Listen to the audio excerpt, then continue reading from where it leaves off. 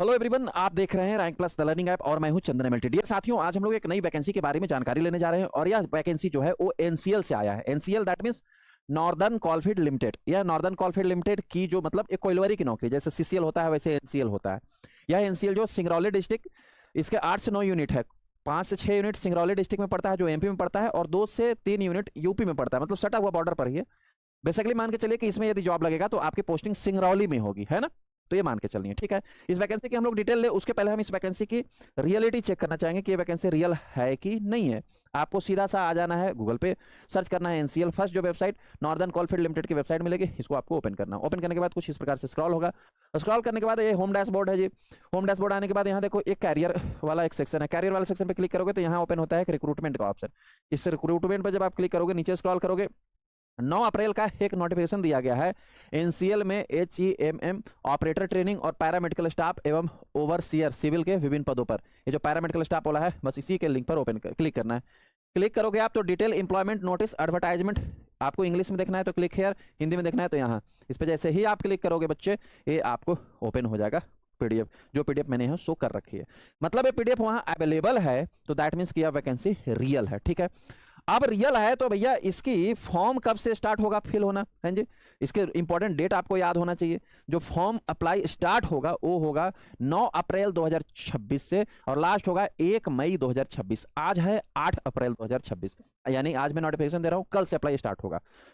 How to apply, आपको apply करना कैसे है, बस वही उसी वेबसाइट के उसी आपको सारे के सारे वहीं पर अवेलेबल है, सारे ऑप्शंस उसी वेबसाइट पर आपको जाना है। अगेन जहां मैंने आपको ले गया था, जो मैंने यहाँ रखे हुए था। यहाँ पर अभी आपको लिंक नहीं है पीडीएफ डाउनलोड का। यह पीडीएफ डाउनलोड का है, केवल यही लिंक आपको आ जाएगा अप्लाई ऑनलाइन का।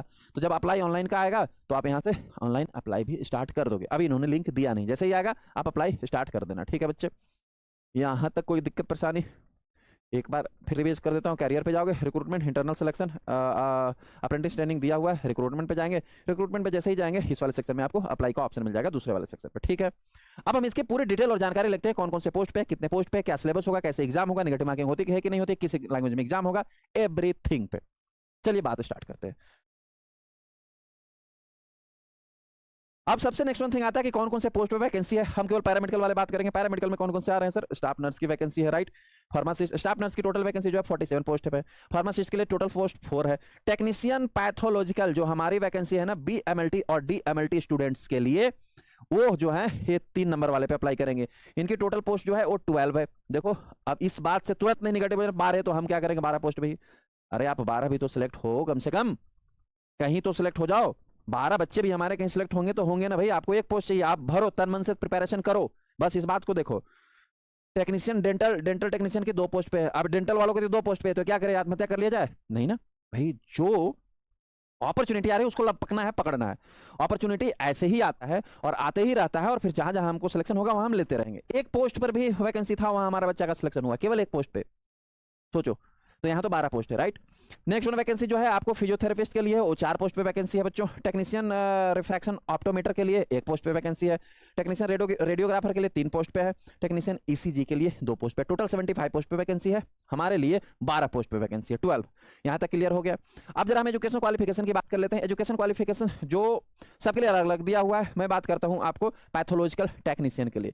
इन्होंने क्लियर मेंशन कर रखा है कि diploma in pathology from any institute recognised by the government से रिकॉग्नाइज, यानी जिसका रजिस्ट्रेशन है, कहीं से भी इंडिया में से, कहीं भी किसी भी स्टेट से आपने किया हुआ है, आप इसमें अप्लाई कर सकते हो। लेकिन अब सवाल आता है कि इसमें इन्होंने केवल डीएमएलटी मेंशन किया है, डिप्लोमा। तो क्या बैचलर वाले नहीं एप्लीकेबल हैं? बिल्कुल हैं। पहले भी एग्जाम हुआ 2019 में, उसमें बैचलर वालों का सिलेक्शन हुआ है, उसमें भी एजुकेशन क्वालिफिकेशन था।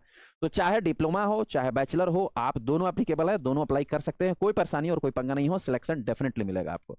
तो इसका कोई आप कंफ्यूजन ही मत मानो, ठीक है। This is the minimum education qualification, maximum आप अप्लाई कर सकते हो, ठीक है बच्चे। नेक्स्ट वन थिंग हम जानते हैं कि एज लिमिट क्या होगा। भाई एज लिमिट जो है 18 से लेकर 30 साल तक होनी चाहिए। हालांकि इसमें कुछ एज रिलैक्सेशन भी है अकॉर्डिंग टू द रिजर्वेशन की गाइडलाइन में आप आते हैं कि नहीं, उसको आप एक बार चेक कर लेंगे। 18 से 30 साल एज है तो आप इसमें अप्लाई बेशक कर सकते हो, ठीक है। एप्लीकेशन फी कितनी होगी? Unreserve, OBC, non creamy layer और ईडब्ल्यूएस के लिए 1000 रुपया फी होगा। 18% जीएसटी 180 रुपया होता है। टोटल 1180 रुपया लगेगा। यदि आप SC ST ESM PWD departmental हैं तो आपको फी नहीं लगेगा। ये है इसकी फॉर्म फी। नेक्स्ट वन हम बात करें कि सिलेक्शन सिलेक्शन प्रोसेस होता कैसे है, वेरी सिंपल होता है सिलेक्शन प्रोसेस। आपको ऑनलाइन एग्जाम लिया जाएगा, एग्जाम होता है सीबीटी के through, computer based test. Computer based test में आप सिलेक्ट हो जाएंगे, देन आपको डॉक्यूमेंट वेरिफिकेशन के लिए बुलाया जाएगा। सीबीटी में सिलेक्ट होने के बाद शॉर्ट लिस्ट निकाली जाएगी, शॉर्ट लिस्ट पीडीएफ में आपका नाम होगा, फिर आप डॉक्यूमेंट वेरिफिकेशन के लिए जाओगे। डॉक्यूमेंट वेरिफिकेशन के लिए आपको सिंगरौली ही बुलाया जाता है, जहां पर इनका हेड ऑफिस है, वहां डीवी होगा। डॉक्यूमेंट वेरिफिकेशन के बाद आपका सिलेक्शन हो जाएगा, ज्वाइनिंग मिलेगा, आप जॉब करो। यही इसका सिलेक्शन प्रोसेस होता है। मेनली बात करते हैं हम लोग थोड़ा एग्जामिनेशन पैटर्न पर, ठीक है।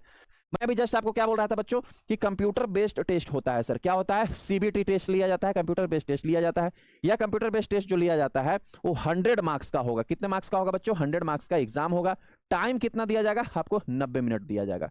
बातों को नोट करते चलो, क्या मार्क्स कितने होंगे? मार्क्स जो होगा वो 100 मार्क्स होगा, ठीक। टाइम कितना दिया जाएगा? टाइम जो है वो 90 मिनट दिया जाएगा, ठीक। 90 मिनट दिया जाएगा, right. Total number of questions कितने होंगे? टोटल नंबर ऑफ क्वेश्चंस भी जो है वो 100 ही होंगे। कितने? 100 number. Total number of questions कितने होंगे? क्वेश्चन जो होंगे वो 100 होंगे, ठीक। यह क्वेश्चन जो है 2 सेक्शन में होगा, section A as well as section B. 2 section में होगा। कितने सेक्शन में एग्जाम होगा बच्चों? 2 सेक्शन में, section A as well as section B. लेकिन सेक्शन ए और सेक्शन बी दोनों एग्जाम एक ही सिटिंग में होगा, अलग अलग नहीं। बस स्टार्ट हुआ एग्जाम, 90 मिनट में दोनों सेक्शन खत्म हो जाएंगे। सेक्शन ए जो होगा उसमें 70 क्वेश्चन होगा। कितना क्वेश्चन होगा बच्चों? 70 क्वेश्चन होगा, 70 क्वेश्चन होगा उसमें। और सेक्शन बी जो होगा उसमें 30 क्वेश्चन होगा with 70 multiple choice question. And section B will consist of general awareness, reasoning, verbal, mental ability, aptitude with the 30 multiple choice question. कितने? 30 marks multiple choice question. 2 section है गुरु, 2 सेक्शन में 70 number का section A है, 30 number का section B है। 70 और 30 100 question total, 100 marks भी टोटल। यानी एक question carry 1 question carry the 1 marks, right. ये 70 जो होंगे वो आपके टेक्निकल सब्जेक्ट से होंगे, मतलब कि आपके बीएमएलटी डीएमएलटी में जो सब्जेक्ट है ना उस सब्जेक्ट से पूछा जाएगा।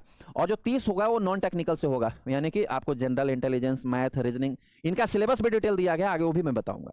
तो टोटल 70 और 30 100 मार्क्स हो गए। टोटल 70 और 30 100 क्वेश्चन भी हो गए, जिनको सॉल्व करने के लिए आपको 90 मिनट का समय दिया जाएगा। इतनी सी बात समझ में आ गई। अब जो एक क्वेश्चन 1 मार्क्स का होगा, इन्होंने ये भी क्लियर कर रखा है कि 1 question will carry the 1 marks. And सबसे बड़ी बात क्या है, नेगेटिव मार्किंग नहीं होगा। There is no penalty for wrong answer, मतलब कि आपको नेगेटिव मार्किंग से बचाया गया है। तो आप 100 के 100 क्वेश्चन पुटअप करके आना। Got it? हाँ, कभी ऐसा होता है कि कोई क्वेश्चन गलत हो जाता है ना, तो जैसे काउंसिल ने कोई क्वेश्चन गलत दिया था तो उसका अलग मार्क्स दिया जाता है। अगर आपने क्वेश्चन नोट अटेम्प्ट छोड़ दिया है, no marks will be awarded for unattempted question. अगर आपने क्वेश्चन अनअटेम्प्टेड छोड़ दिया है तो उसका तो कोई मार्क्स नहीं मिलेगा। अगर वो रॉन्ग हुआ तब भी आपको मार्क्स नहीं मिलेगा। इसलिए क्वेश्चन अटेम्प्ट करके जरूर आना, क्योंकि नेगेटिव मार्किंग है ही नहीं। लेकिन कोशिश करना कि सही क्वेश्चन अटेम्प्ट करके आए, ठीक है बच्चे। जो एग्जाम होगा ये बायलिंगुअल होगा, 2 लैंग्वेज में, इंग्लिश और हिंदी दोनों लैंग्वेज में इसका एग्जाम होगा। दोनों लैंग्वेज में क्वेश्चन होगा, आपको जिस लैंग्वेज में समझ में आता है उसको लिखिए। अगर क्वेश्चन गलत होता है तो हिंदी वाला जो है वो गलत माना जाएगा, इंग्लिश में जो लिखा हुआ वही फाइनल माना जाएगा, जो इंग्लिश में है वही क्वेश्चन फाइनल माना जाएगा। इन्होंने लिखा है, however in case of any error ambiguity in Hindi version, अगर हिंदी वर्जन में कोई भी गलती मानी जाती है क्वेश्चन में, then the English version of the question shall be valid for final. English version वाला जो क्वेश्चन होगा वही फाइनल माना जाएगा। तो 2 लैंग्वेज में एग्जाम होगा, हिंदी इंग्लिश दोनों में रहेगा क्वेश्चन। 100 मार्क्स के एग्जाम होंगे, 90 मिनट समय दिया जाएगा, 100 क्वेश्चन होगा। 70 क्वेश्चन जो है आपके बीएमएलटी डीएमएलटी से पूछे जाने हैं, 70 क्वेश्चन आपका बीएमएलटी डीएमएलटी से पूछे जाने हैं, 30 क्वेश्चन जो है जनरल अवेयरनेस से पूछे जाने। क्लियर है? चलिए आगे बढ़ते हैं।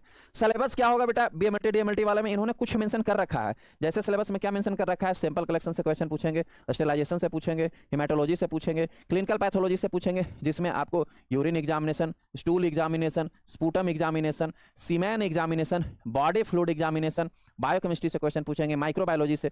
माइक्रोबायोलॉजी में मैं बता दूं आपको, बैक्टीरियोलॉजी 5 सब्जेक्ट होगा। बैक्टीरियोलॉजी ठीक है, इम्यूनोलॉजी ठीक है, mycology right, virology right, and parasitology. ये माइक्रोबायोलॉजी में, पैरासाइटोलॉजी माइक्रोबायोलॉजी में 5 सब्जेक्ट्स मेंशन होंगे इनके। आपको हिस्टोपैथोलॉजी से क्वेश्चन पूछेंगे, वायरोलॉजी से पूछेंगे, ब्लड बैंकिंग से पूछेंगे, सेरोलॉजी वही इम्यूनोलॉजी से पूछेंगे, स्किन टेस्ट से पूछेंगे, मेजरमेंट एंड वॉल्यूम से पूछेंगे, जो बायोकेमिस्ट्री में ही आता है। साथ में इतना लिखने के बाद इन्होंने थोड़ा सा नीचे और लिख दिया। क्या लिख दिया? Etcetera as per the course offered by the recognised institute. यानी कि रिकॉग्नाइज्ड इंस्टीट्यूट में जो डीएमएलटी बीएमएलटी में सब्जेक्ट्स होता है, अगर इसमें कुछ छूट गया है वो सारे होंगे, आप माइंड में मान के चलो। जो हमारे यहाँ लैब फाउंडेशन 2.0 3.0 में पढ़ाया जाता है वो सारे इसमें पूछे जाएंगे सर। तो बढ़िया से आप प्रिपरेशन कर सकते हो। अगर हम नॉन टेक्निकल की बात करें तो नॉन टेक्निकल के लिए जो सेक्शन बी है उसके लिए भी इन्होंने सिलेबस दे रखा है, अच्छी बात है, इन्होंने मेंशन कर रखा है। सर इसमें फर्स्ट सेक्शन है जनरल नॉलेज का, इसमें फर्स्ट सेक्शन है जनरल नॉलेज का। जनरल नॉलेज में क्या पूछेंगे सर? अबाउट इंडिया, इंडिया के बारे में और इसके इंटरनेशनल रिलेशन के बारे में पूछा जाएगा। General science, Indian geography, Indian economy, art and culture के बारे में और इंडियन हिस्ट्री के बारे में पूछा जा सकता है। मैंने जनरल वालों के लिए भी बुक्स बता रखा था, लुसेंट सबसे बेस्ट होगा, आप उससे इसको कवर कर सकते हैं। जनरल अवेयरनेस में आपको about sports, defence, books, prizes, about Indian democracy, current affairs, sports, defence, books, prizes, इन्हीं सारे के बारे में पूछा जाता है, पॉलिटी वगैरह। तो भाई जनरल अवेयरनेस ये जो है करंट अफेयर जिसको कहते हैं, ये जब आप पढ़ते आ रहे होंगे तभी आप कवर कर पाएंगे। ये तो थोड़ा टफ इसलिए माना जाता है क्योंकि आप रोज अखबार पढ़ रहे हो, तो आपको बहुत सारी चीजें याद होगी कि कहाँ वॉर चल रहा है, कौन सा बुक्स अभी लॉन्च हुआ था, किसको नोबेल प्राइज मिला है, किसको क्या हुआ, ये सारा चीज तभी हमें अवेयर होना पड़ता है। रीजनिंग में आपको वर्बल और मेंटल एबिलिटी जैसे कि synonyms, एंटोनियम्स, Hindi, English, grammar, relationship etcetera, ये सारे कुछ पूछे जाएंगे। और मैथमेटिक्स में क्वांटिटेटिव एप्टीट्यूड में work relationship, profit and loss, speed etcetera, ये सारे क्वेश्चन। ये है जनरल की सिलेबस जो 30 मार्क्स का होगा। ये कितना होगा? 30 मार्क्स का होगा। एज वेल ये कितना होगा? ये 70 मार्क्स का होगा। अब बच्चे पूछते हैं कि क्या दोनों में अलग अलग क्वालिफाई करना जरूरी है? बिल्कुल भी नहीं, दोनों को मिला के आपको जितना हायर मार्क्स आएगा, कट ऑफ से भाई ऊपर रहना चाहिए। हालांकि इन्होंने दिया कि मिनिमम क्वालिफिकेशन सिलेक्शन क्राइटेरिया जो जनरल के लिए 40 है और रेस्ट ऑफ के लिए 50, जनरल के लिए 50 है, रेस्ट ऑफ के लिए 40 है, लेकिन वो तो ऐसे ही लिखा हुआ है बस। कट ऑफ से भाई आपके ऊपर मार्क्स आने चाहिए तभी आपका सिलेक्शन होगा। आप सिलेक्शन लेने के लिए क्या करना होगा? उसके पहले आपके दिमाग में आ रहा होगा क्वेश्चन कि सर एग्जाम होगा कब? अप्रैल में इसका वैकेंसी है, मई तक इसका जा रहा है, 2 से 3 महीना मान के चलो। ऐसे तो देखो भाई एग्जाम लेना ना लेना इनके ऊपर डिपेंड है, 6 महीने भी जा सकते हैं ना, जून, जुलाई, अगस्त, सितंबर, अक्टूबर। अगर हाईली से हाईली चाहे तो अक्टूबर, नवंबर तक, दिसंबर तक तो एग्जाम हो ही जाना चाहिए। तो मैं बेस्ट रिकमेंड करूंगा कि आप अपनी पढ़ाई प्रिपरेशन आज से ही स्टार्ट कर दीजिए। जितने सारे स्टूडेंट पहले से पढ़ रहे हैं वो अपने रिवीजन को और टाइटली ग्रिप के थ्रू स्टार्ट कीजिए। यदि आपको प्रिपरेशन से संबंधित कोई भी परेशानी है, कोई भी आपको सलाह चाहिए, कोई भी आपको एडवाइस चाहिए, तो आप हमारे नंबर 8235067766 पर कांटेक्ट भी कर सकते हैं। किसी प्रकार की आपको सजेशन चाहिए, यहाँ आपको सजेस्ट किया जाएगा।